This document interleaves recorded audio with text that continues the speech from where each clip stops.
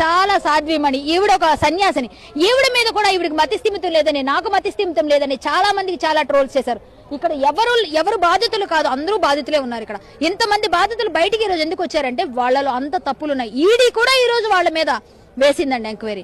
వాళ్ళ మీద 420 కింద సిసిఎస్ లో పోలీసులు ఆల్రెడీ ఫోర్జరీ 420 ఇంకా చాలా సెక్షన్స్ యాడ్ అవుతాయి. మేబీ అవన్నీ కూడా వాళ్ళకి ఇప్పుడు వాళ్ళ కోసం పోలీసులు వెతుకుతున్నారు.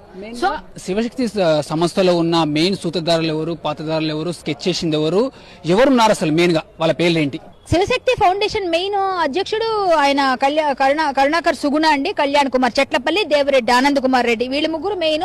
ఆ తర్వాత దేవిరెడ్డి ఆనంద్ కుమార్ రెడ్డి గారి భార్య సునీతా రెడ్డి, వీళ్ళందరూ డైరెక్టర్స్ గా ఉన్నారు. ఇంకో 5గురు ఉన్నారు.